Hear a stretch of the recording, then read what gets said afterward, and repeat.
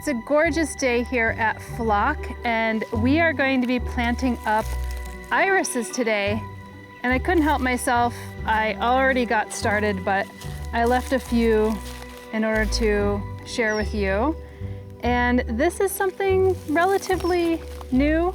I've been planting some of our native irises around the half lake over here, but these are actually Siberian irises. And to my knowledge, there is actually two different classifications of Siberian irises. Some that have 28 chromosomes, which actually do exceptionally well here in New York. So this is zones 5 and 6, and they do better because they could withstand hot, humid summers.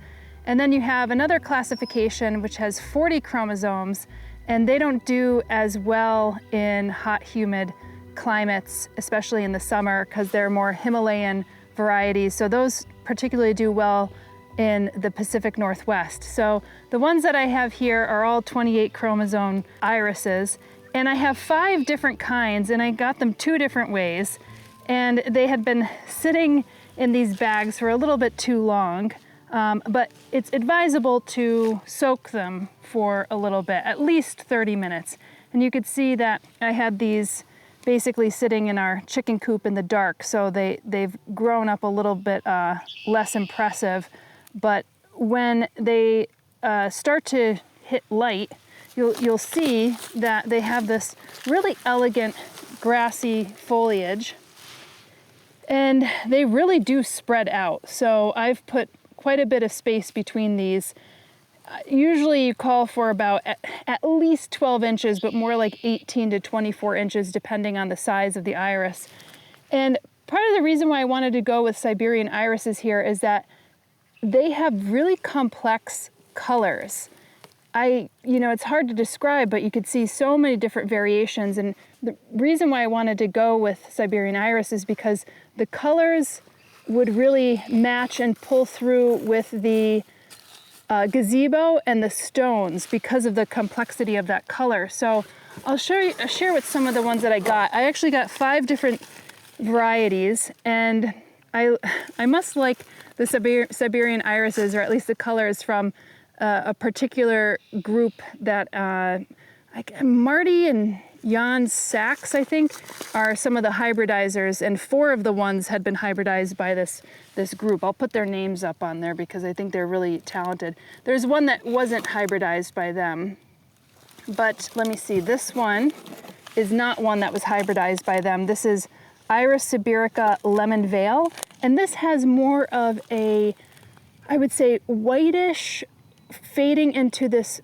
lavender blue and slight bits of yellow. And these flowers, they can't be beat. You plant them in the landscape and you have like an immediate bouquet. They tend to do exceptionally well with other plants. And I actually didn't weed this area. This area is a little bit more like a meadow. And because they play nicely with other plants and they look nice with other plants, I'm sure there's going to be lots of different grasses, and we have our native Vernonia and Verbena that come up through here, so I think they'll look just stunning together. Now this is another one of the hybrids, and this is Paprikash. And when I saw this, I was like, oh, I have to get this because it has this rust color, this kind of ruddy rust color that fades a little bit more into like complex yellow and tinges of blue. And again, I think about the aging rust on the gazebo and naturally within the stones that we have there in the community garden. Now this one is Colonel Mustard, and this one is probably the one that I could get closest to the color of the gazebo. And I think they called it Colonel Mustard because it has this mustardy color. So this like deep yellow blending into orange, and then bits of like this purplish blue veination. So that's gorgeous. And then this one here I have is Sandy River Belle.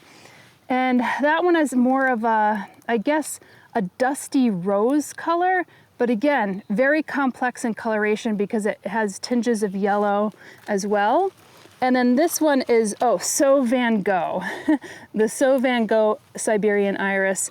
And it's funny because I had this little one, they sent me this little one, and then I have this really big one that looks like it could be divided. This one is more of like this deep yellow and then fades into this kind of purplish blue. So I think all of these planted together will look nice. I mean, the shortest ones are the paprikash. That's the ones I planted. I'm going to plant those around the edge, and those get about 20 inches tall, and the rest could get up to about 3 feet tall. They're great for zones 3 through 8, so that's something to consider. And they will start to flower in kind of like late spring, so I would say May into June. And I think these guys will all bloom at around the same time, so it'll be quite a show. Then I'll really see how the colors interplay with the stone and the gazebo as well. So one of the things I would say about planting, after you get them, really well hydrated, you're going to want to plant the crown, which is right here, just 1 to 2 inches below the ground. And I've already kind of amended some of the soil. They like to be in kind of wetter areas, so that's why I actually planted a lot of the irises. You'll natively find them like around waterways or boggy areas or swamps or lakes or ponds such as this. So like I said, I planted a lot of our native irises around there. This is kind of on a downslope, and it does get wet. You'll even see that we have some native rushes that are just starting to come up over here. So I just kind of let them poke out. But I added quite a bit of mulch, and even below this I have some garden soil as well. All right, so I'm gonna just start to dig a hole here. You'll see that we have some kind of planted through here, and they're looking like they had a little less light than I would have liked. And it's, but that's gonna be fine, because once they start soaking in that sunlight, they'll start to green up. Okay, I'm not gonna go too deep. I wanna get some of that native soil. So I'm just gonna sprinkle in some bulb tone, and this will be great because it's a bit high in phosphorus, and that will provide some great blooms. So what I would probably do is use a little of the bulb tone during the first half of spring, and then once it actually flowers, I'll probably use more of a biotone, which has is a bit slightly higher in nitrogen. That way, you leave the leaves up on the irises, and that will provide some nutrients for the iris to come back the next year. So these perennialize particularly very well. If they start to get a little like ratty in the leaves, then that's when you could start to divide them. I would say roughly, depending on the variety, you would probably want to divide them every 3 to 5 years or so. But they will perennialize nicely, and if you have a cold winter, then they particularly spread very well. Let's get some of the others. And I have no specific pattern that I'm doing on how I'm planting these, other than the fact that I have some of the smaller ones off into the front and in the edges. Now I'm just using this trowel because the earth is soft enough, but I also have my regular shovel in case I need to go in there. And I'm just really making an incision. That's about it. And then a tablespoon and a half of some of the bulb tone, and I'm just gonna tuck these guys in, put that crown just about 1 inch below the soil surface. And again, this is a bit sloppy. Like I said, this is not a prepared bed. This is meant to be more of a meadow, so you're gonna see some of this grass come up, which I'm pretty okay with. It's the same thing around the lake. Like, we want to leave that a more naturalistic edge, and I think the irises actually play very nicely with one another and with other plants.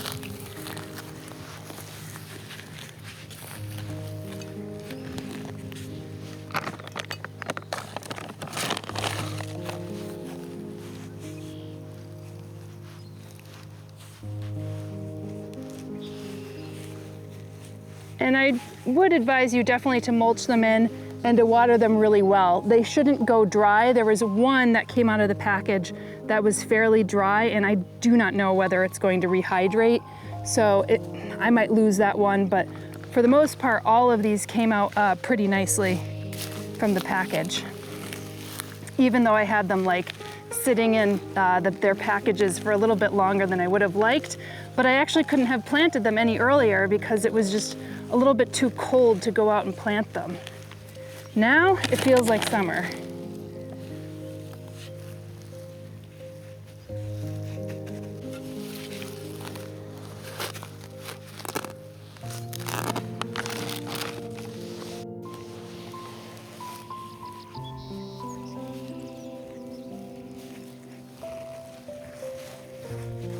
And tuck that in. And then these guys will need probably about 5 to 6 hours of sunlight every day. So they do want quite a bit of sun. If you get some afternoon shade, that's perfectly all right. Now I'm gonna also plant the ones that I have here. And these obviously have come in a different kind of, these are already kind of like grown out for me. So when I ordered these, I expected to just get the roots. And I was pleasantly surprised when I was like, oh, it's already grown out for me, which is not a bad thing. So that's the paprikash. I actually really like the form of these. They're quite small, and you could tell just by the stature of them is a bit different.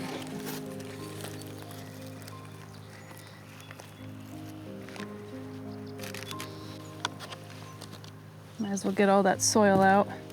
You could actually plant these coconut pots, but I'm gonna try not to do that unless I have to, unless the roots are really attached. This one seems to be the roots are attached, so I'll just take this off and plant that. Again, this mulch is going to actually keep a lot of that moisture in. Again, these do not like to be totally soggy, but they definitely like to have moisture. So I'll be out here, you know, watering, making sure that they're getting enough water, especially if it's not going to rain. There is rain in the forecast.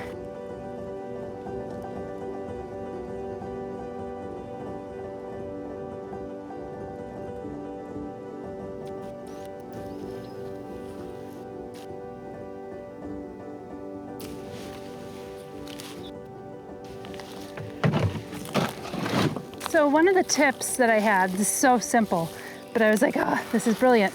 This is kind of like I use this planter pot that I got, a nursery pot. Obviously has holes in the bottom. And I filled this bucket with just a bit of water, you know, about yay high. And I soaked all the roots, pretty much about all the roots in here of the irises. And then when I was done, I just lifted this out, so it acted like a little bit of a colander, and all the water rushed down under here, and then I had all the dry roots that I was able to actually plant in here without having to deal with like all messy water. So simple tip that actually worked really well. Anyway, so I'm gonna just water these in. Look at this cameraman hazard right here. You didn't fall for it. I planted that there.